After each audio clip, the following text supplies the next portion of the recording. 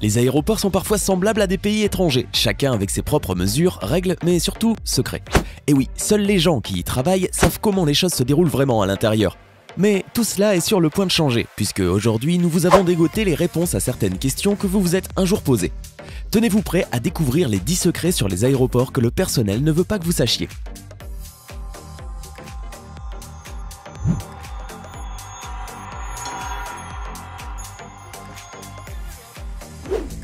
La vérification de la validité de votre visa peut coûter cher. Si le personnel de l'aéroport découvre que votre visa a expiré ou que tout simplement vous n'en avez pas du tout lorsque vous entrez dans un pays, vous serez expulsé par la même compagnie aérienne qui vous y a amené. Il faut savoir que c'est cette dernière qui devra payer la note pour le billet de retour. En somme, vous rentrerez à la maison gratuitement. Voilà qui explique pourquoi les préposés au guichet d'enregistrement mettent un point d'honneur à vérifier la validité d'un visa. Ainsi, personne ne sera expulsé et surtout, la compagnie aérienne n'aura pas à s'acquitter des frais concernant votre vol de retour.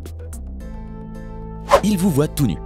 Il n'y a rien de plus gênant qu'un parfait inconnu qui vous fouille dans le cadre des mesures de sécurité. Eh bien, figurez-vous qu'il existe quelque chose d'encore plus déplaisant, et quand vous saurez ce que c'est, vous changerez rapidement d'opinion sur les scanners corporels dans les aéroports. En effet, pour certains d'entre eux, ces scanners spéciaux où l'on oblige les passagers à lever les bras en les traversant semblent normaux. Mais en fait, il faut que vous le sachiez, l'image qui apparaît à l'écran ne laisse pas de place à l'imagination des employés de l'aéroport. Et oui, le scanner au rayon X va littéralement vous déshabiller, et c'est pour ça qu'il est parfois surnommé le scanner déshabillant. Pour les autorités qui font le choix de l'utiliser, ce type de scanner accélère considérablement le processus de vérification de sécurité, car il peut révéler tous les armes ou explosifs qu'une personne pourrait essayer de cacher. Le seul souci, c'est que dans le même temps, les parties les plus intimes des passagers, qu'ils préféreraient garder cachées, sont clairement affichées par l'écran. Par contre, si cela peut vous rassurer, sachez que le personnel de sécurité est obligé de détruire ces images dès qu'il est conclu qu'une personne ne présente aucune menace. Concrètement donc, en quoi le scanner corporel peut-il porter atteinte à la vie privée ou à la dignité du passager? Cela dépend du modèle de scanner corporel utilisé. L'image scannée n'atteint certes pas le degré de précision d'une photo, les cheveux ou les détails de la peau par exemple n'apparaissent pas, mais l'image reproduite est bien celle d'un corps nu. Les passagers peuvent donc se sentir violés dans leur intimité la plus sacrée, à savoir le respect de leur corps. Par contre, selon les autorités, ces scanners sont une excellente alternative à la fouille corporelle. Les passagers n'ont plus besoin d'enlever leur ceinture ou leurs chaussures lorsqu'ils entrent dans ce scanner spécial. Chacun sait qu'on ne peut pas refuser d'être scanné, mais tout le monde ne connaît pas ces machines révélatrices. Eh bien, quoi qu'il en soit, il est maintenant clair que parfois le personnel de l'aéroport vous connaît mieux que vous l'imaginiez. Ils savent à quel point vous êtes agressif. Dans de nombreux grands aéroports, il existe des caméras spéciales capables de déterminer si une personne est en état d'ébriété ou sous l'influence de drogue. Une technologie d'imagerie encore plus avancée peut même détecter un certain niveau d'agressivité. Ces caméras transmettent les informations à un ordinateur et si une personne semble rouge à l'écran par exemple, le suspect sera arrêté par la sécurité de l'aéroport en vue d'une inspection détaillée.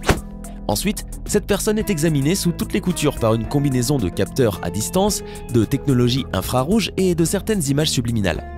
De cette façon, les experts peuvent détecter à coup sûr les réactions spécifiques d'un individu en vérifiant sa fréquence cardiaque, sa respiration et la température de son corps. On peut dire que le comportement humain n'a plus de secret face à une telle technologie. La façon dont vos animaux sont traités. Voici ce que déclare un agent d'opération, une personne qui s'occupe notamment du chargement et du déchargement de la soute des avions. Une chose que je ne pourrai jamais assez répéter, c'est ce que subissent les animaux lorsque vous choisissez de les prendre dans l'avion avec vous. Les compagnies aériennes font de leur mieux pour bien traiter les animaux, mais il y a des choses qui ne peuvent pas être évitées, par exemple au niveau du bruit et du stress intense au moment du chargement. Dites-vous que le niveau sonore est si fort que je ne pourrais pas rester là sans mon casque de protection auditive. Alors, imaginez votre animal obligé d'attendre qu'on le charge dans la soute tout en étant exposé à la même quantité de bruit que moi. Alors maintenant que vous savez cela, j'imagine que vous y penserez à 2 fois avant d'embarquer votre animal dans un avion. Votre nourriture est planifiée 1 an à l'avance. La plupart des aéroports sont équipés de cuisines géantes où sont généralement préparés les repas pour différentes compagnies aériennes. Ils sont cuisinés de délicieux plateaux repas environ 6 à 10 heures à l'avance. Évidemment, elles fonctionnent 24 heures sur 24 et 7 jours sur 7. Et aussi surprenant que cela puisse paraître, le menu de votre vol est étudié et planifié jusqu'à 1 an à l'avance. C'est une pratique courante pour la plupart des compagnies aériennes, car chaque ingrédient rentre dans une budgétisation très serrée. Voici un petit exemple qui illustre bien la problématique des compagnies aériennes. American Airlines a réussi à économiser 40 000 $ après avoir retiré une seule olive de chaque salade servie sur leur vol. Incroyable, non? L'aéroport contrôle les avions plus que vous ne le pensez. Un flight dispatcher ou contrôleur aérien ne contrôle pas seulement les avions quand ils sont en vol, comme vous le voyez habituellement dans les films. Son rôle comprend également le contrôle de leur mouvement au sol, ainsi que l'éclairage sur les pistes. Voilà pourquoi il existe 3 types de contrôleurs de trafic, en route, terminal et tour. Chacun de ces agents a son propre domaine de responsabilité et est aidé par environ 5 moniteurs sur lesquels l'information est en constante évolution. Ces écrans montrent les conditions météorologiques et donnent des informations sur d'autres avions. Un travail à grosse responsabilité, très stressant donc. Ils n'ont aucune idée de ce qui arrive à vos bagages une fois qu'ils quittent l'aéroport. La plupart des gens, à un moment ou à un autre, se sont posé cette question. Qu'est-ce qui arrive à leurs bagages et pourquoi arrivent-ils toujours si sales? Eh bien, la réponse est assez simple. Le personnel de l'aéroport ignore quand vos bagages quittent leur territoire et ils s'en fichent probablement, désolé de vous le dire. En effet, les sacs sont triés automatiquement grâce au scanner qui lit leur code barre et les dispatche en fonction de leur destination.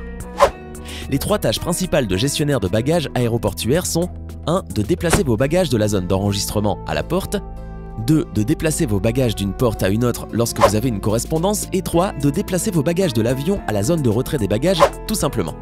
Donc, si vos bagages ne se déplacent pas assez vite, il peut arriver que votre vol de correspondance soit retardé. Si au contraire, il se déplace rapidement, votre bagage arrivera à destination avant que vous n'ayez fini de passer le contrôle des passeports. Par contre, faites bien attention à déchirer les autocollants de vos anciens voyages car, si vous oubliez, le scanner pourrait bien envoyer vos bagages dans le mauvais pays. Ils sont spécialement formés pour analyser les comportements suspects. La plupart des aéroports ont des experts particuliers appelés profileurs. Ces personnes pratiquent ce qu'on appelle le repérage ou le dépistage des passagers suspicieux par la technique d'observation. Ces profileurs s'occupent d'analyser soigneusement les expressions faciales, les gestes et les comportements afin de détecter les potentiels suspects. Leur mission consiste à repérer les signes non-verbaux d'anxiété, comme des personnes qui s'humectent ou se mordent les lèvres, qui s'agitent ou qui regardent beaucoup autour d'eux. Si un profileur remarque qu'une personne agit de manière étrange, il a le droit de l'inviter à le suivre pour lui parler et pour essayer d'en savoir plus à son sujet.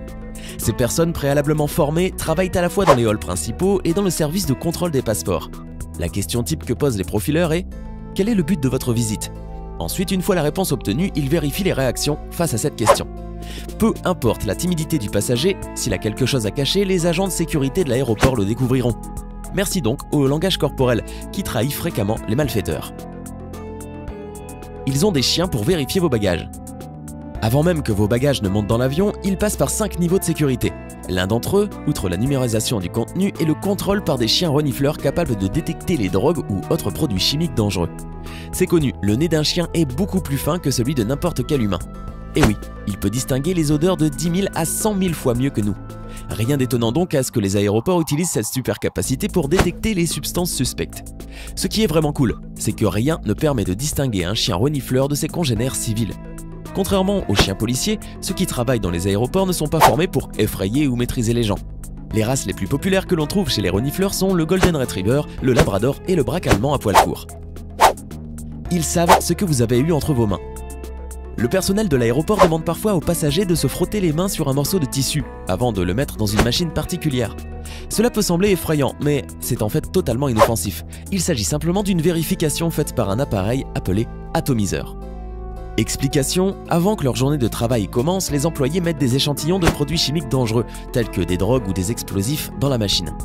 Cette dernière mémorise ces odeurs et dans le cas où certaines personnes auraient été en contact avec l'un de ces produits chimiques, elle le détecte et avertit immédiatement le personnel de l'aéroport de ce danger. Éloigner les oiseaux. Des pompiers travaillent à temps plein dans les aéroports pour réagir en cas de départ de feu ou autre danger, mais également pour s'occuper d'un truc très encombrant, les oiseaux. Ces pompiers d'aéroport ont en effet la lourde tâche d'éloigner les oiseaux des pistes pour éviter par exemple qu'ils ne se retrouvent dans les réacteurs des avions. Des menus différents dans le cockpit. Parmi les passagers d'un avion, tous ont à peu près droit à la même collation, à part peut-être le patron de PME qui se fait un kiff en classe affaires. Mais dans le cockpit, les choses sont différentes. Le commandant de bord n'a pas le droit de manger la même chose que son copilote. Ainsi, ils évitent le risque d'être victimes en même temps d'une intoxication alimentaire. Lequel de ces faits vous a le plus surpris ? Avons-nous répondu à l'une de vos questions les plus brûlantes sur les aéroports? Dites-nous tout en commentaire. Hey, c'est tout pour aujourd'hui. Si vous avez aimé la vidéo, n'oubliez pas de la liker et de la partager avec vos amis. Et si vous êtes nouveau sur la chaîne, n'oubliez pas de vous abonner et d'activer la notification. Bye bye!